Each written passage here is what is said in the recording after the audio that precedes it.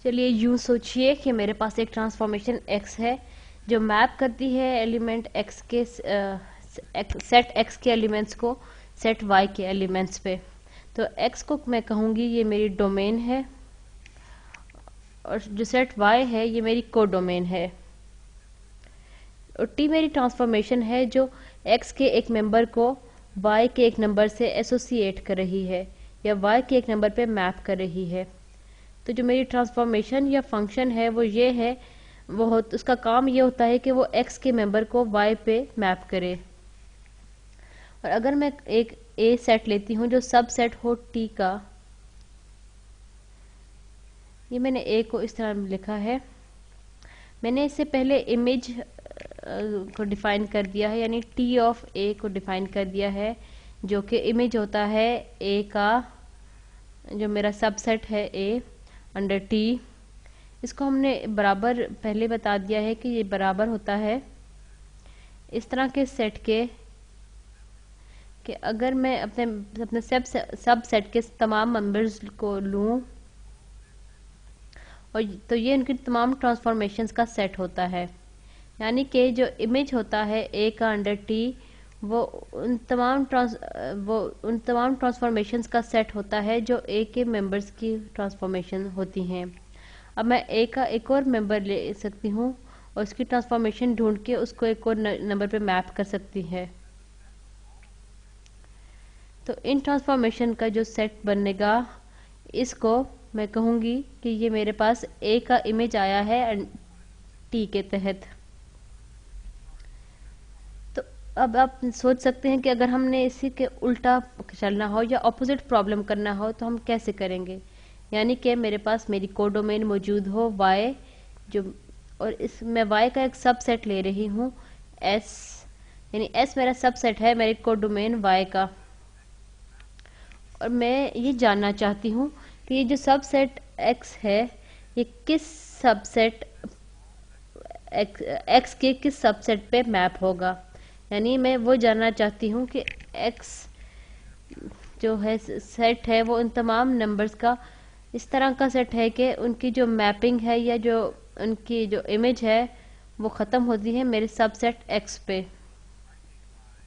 यानी कि मैं ये कहना चाह रही हूँ कि अगर मैं अपनी डोमेन लेती हूँ x, तो कोई ना कोई इस तरह का सबसेट होगा वेक्टर्स का मेरी डोमेन में मौजूद होगा कि मैं उसका कोई भी मेंबर लेती हूँ तो वो सेट s में मैप होगा।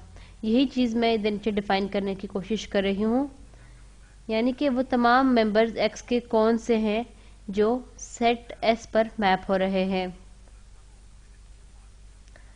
अब यहाँ पे मैं एक चीज़ आपको बताना चाह रही हूँ, मैं ये नहीं कह रही कि s में मौजूद हर पॉइंट ज़रूरी तौर पर या लाजमी तौर पर मेरे सबसेट जो है x में उस पर मैप हो।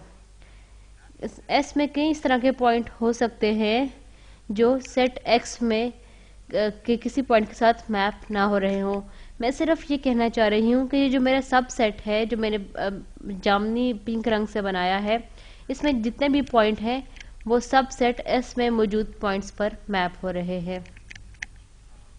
तो जब मैं इसको कहूँगी ये t इनवर्स ऑफ x है तो ये कहलाएगा pre image of s under t, यानी जो मेरे पास जो x का सबसेट है ये कहलाएगा pre image of s under t। ये सेंस बनती है क्योंकि इमेज में हम जब भी हम इमेज बनाना चाहते हैं, इमेज का बताते हैं, तो हम अपने डोमेन के सबसेट से कोडोमेन के सबसेट में जाते हैं, लेकिन प्री इमेज के केस में हम अपने कोडोमेन के सबसेट से अपने डोमेन के सबसेट में देते हैं। अब एक और सवाल है कि मेरा सवाल ये है कि मेरे पास इमेज का प्री इमेज अंडर s क्या होगा, यानी what is the image of pre image under s। ये प्री इमेज ऑफ s जो है ये मेरा ये पिंक कलर में है। अब अगर मैं इसका इमेज लेने की कोशिश करूं तो मैं ये करना चाह रही हूं कि अगर मैं हर मेंबर प्री इमेज का लूं तो वो किन वेक्टर्स पे मैप होगा, तो वो किसी न किसी इस तरह के वेक्टर पे किसी न किसी इस तरह के सबसेट पर मैप होगा जो मेरे s का भी सबसेट होगा। नेसेसरीली वो s के हर एलिमेंट पर मैप नहीं होगा, लेकिन इस नंबर पर भी मैप होगा, वो s का सबसेट होगा। तो इसलिए जो image pre image of s है वो सबसेट होगा एस का। वो एस के बराबर भी हो सकता है और उसका सबसेट भी हो सकता है। यानी इसमें इमेज और प्री इमेज आपस में कई दफ़ा एक दूसरे को कैंसिल कर देते हैं और मेरे पास वो एस बन जाता है। ये ज़रा एब्स्ट्रैक्ट चीज़ है। अगली वीडियो में मैं ये करूँगी कि मैं अगली वीडियो में आपको प्री इमेज कैलकुलेट कर कर दिखाऊंगी अपनी कोडोमेन का प्री इमेज।